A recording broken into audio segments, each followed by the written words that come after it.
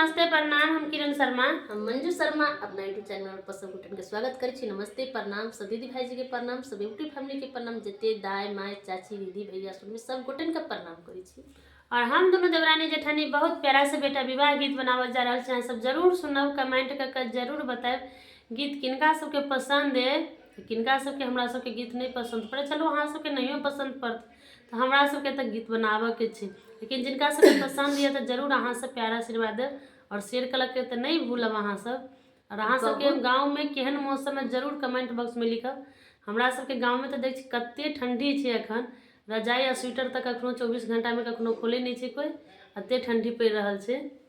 बहुत प्यारा से गीत जखन बेटा विदाह होइ छथिन घर सब विवाह गीत ससुराल जाय छथिन विवाह कर गोसाई गोर लाग कर तखन के गीत छै। बहुत सुंदर गीत छै, सब जरूर सुनो, जरूर कमेंट करो। कि ना